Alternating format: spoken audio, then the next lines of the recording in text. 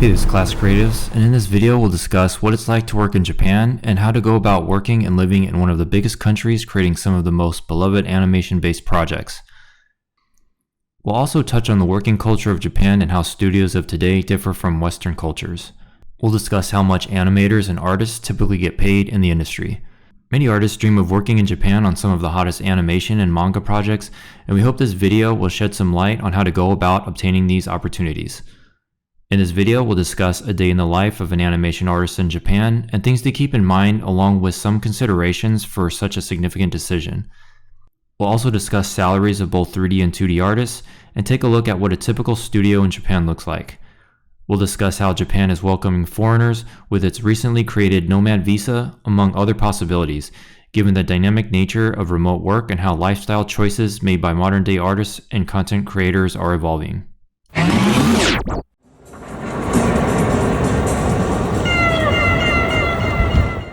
A typical large-scale company like Bandai, for example, will have 4 to 5 floors of a building with around 1,000 employees of various skill sets. Desks are often partitioned with open seating and spaces for dailies and other meetings. Many studios like US companies have a break room and often include a library of games and books. Some studios even provide free food, massages, gaming areas for employees, similar to Western studios. Working hours can vary from company to company. It can be common for studios to have a later core start time, such as 11 a.m. until 7 p.m. You can find studios that do typical 9 to 5 schedules as well. Many Japanese companies require overtime, which is usually unpaid, and the amount of overtime varies from company to company. A more Western organized studio can have less overtime and be a bit more flexible. However, keep in mind traditional Japanese cultural standards work a lot of extra hours in general, even outside of the game and animation industry. In contrast to Western culture, most Japanese studios do not observe holidays like Christmas or long periods of vacation time. Instead, Golden Week is acknowledged as the largest holiday in the nation, with some other holidays spread throughout the working year. It's common to see many Japanese artists and workers take a nap at their desks or even dedicated nap spaces within their office space, due to the nature of long hours and hectic schedules in Japanese studio production. It's also common for studios to have dinner together at an izakaya as a group once a month, where they can let loose, enjoy nomi-hodai, all-you-can-eat drinking, and relax, building some camaraderie, which can be very difficult to achieve in the office environment. Culturally, it's not uncommon for Japanese coworkers to be very serious during working hours and to be much more casual when not in the office. Large studios such as Square Enix have a motion capture studio for production, which is common for large American studios but not as common in Japan due to space limitations. Quick pause to tell you a little bit about Class Creatives. They offer a top-ranked game design curriculum online. All courses are taught by industry veterans with experience from studios such as Disney, Naughty Dog, Insomniac, Google, and more. Learn the entire process of animation and motion capture using Autodesk Maya and Blender's Grease Pencil by following the methods used to create industry-quality professional animation. The full animation workflow is explained in detail in their Masterclass courses. Extensive character rigging courses teach the process of how to custom rig characters for all of your project needs. Learn professional workflows such as 3D character modeling utilizing industry standard software such as ZBrush, Autodesk Maya, and Substance Painter. The entire character design workflow is covered from start to finish in their Masterclass offerings. Land that new job, receive higher pay, and stand out from the competition. The great thing about Class Creatives is the ability to learn at your own pace and your own schedule. Get started today for free with the link in the description. Salaries for animation and manga artists are fairly low in comparison to the US and other countries. You can expect an annual range from around 2 to 4 million yen, which equates to roughly about 17 to 35,000 US dollars. This range can be on the upper end if you are in the 3D animation space, where the budgets of projects can be higher versus 2D based animation projects.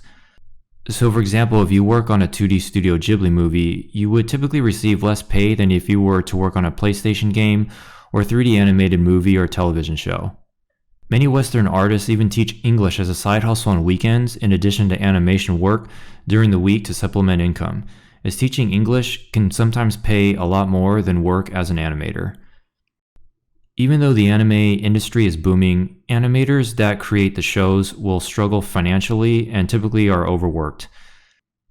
Some 2D animators average a workday of 12 hours and earn an annual wage of $10,000, which is barely enough to live in Tokyo, which is one of the most expensive cities in the world. It's not uncommon for artists to live at home with their parents well into their 30s as they work as animators in the country to offset the cost of living and their salaries.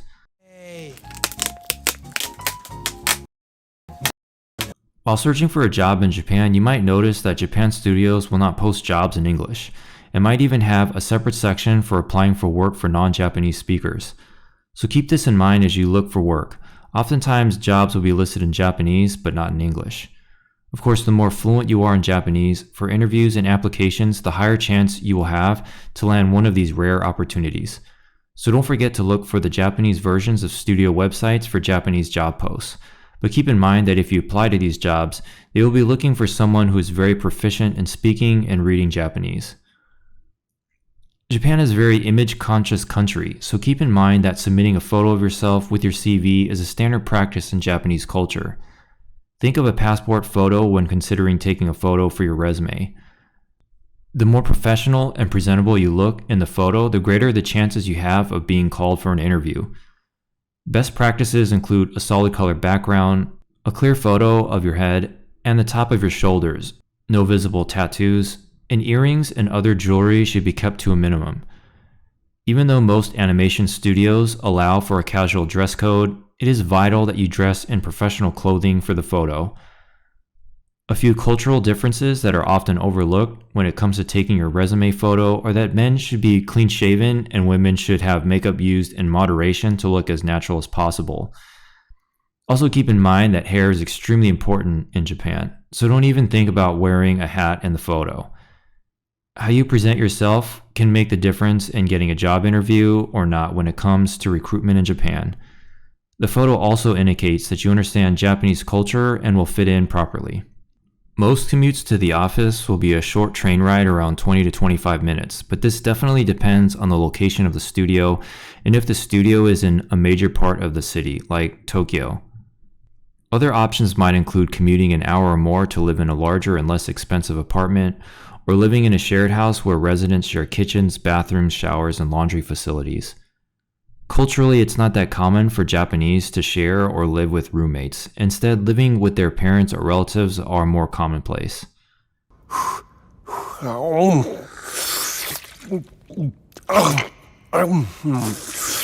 Lunch in Japan typically can be from local konbinis like Family Mart, Lawson, 7-Eleven, and local grocery stores with lunch bentos.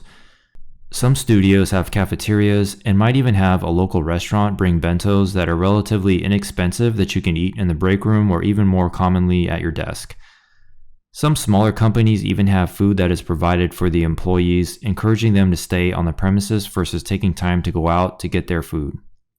One of our instructors had an interesting story about a studio he worked at where a bell would ring notifying workers that they now had permission to go to lunch and or clock out for work. Of course, violating this policy would void their pay, and if you showed up for work even 1 minute late, your pay would be reduced to half day's wages. Although not all studios follow this level of strictness, it's important to keep in mind given Japanese culture's overall rigidity regarding timeliness. When it comes to speaking Japanese at studios, this can vary from company to company. Some Western-friendly studios will have a team of translators, especially for outsourced Western shows that are in English produced in Japan. So understanding Japanese is not a requirement. However, many studios that are not as Western friendly would require not only Japanese language efficiency, but a basic understanding of reading kanji, the written Japanese language as well. It's common to see other foreign workers at studios not only from the US, but from Europe and other parts of Asia such as Singapore and Taiwan. Contrary to what you might think, the animation industry in Japan employs a fair proportion of women to men ratios. Unlike Western cultures, promotions and job titles are typically based on age and seniority, although this can also vary from studio to studio depending on circumstances and needs of the project. There is new hope if you desire to work and live in Japan as an independent artist on your own terms, despite concerns you might have about finding employment there or putting up with the country's infamous reputation for grueling working hours. Japan's Immigration Services Agency recently announced that it will start issuing its long-anticipated digital nomad visa. According to Japan Times, the visa will be available to nationals of 49 countries, with a list including the United States and the UK. Once obtained, visa holders can legally live and work remotely from anywhere in the country for up to 6 months. The requirements for eligibility, however, come with some rather strict requirements. Applicants must show they earn a minimum income of 10 million yen, which is about 66,000 US dollars. Applicants must also hold private health insurance, and these nomad visa holders will not be allowed to obtain a residence card. Unlike a traditional Japan working visa, the nomad visa expires after 6 months and is not eligible for renewal.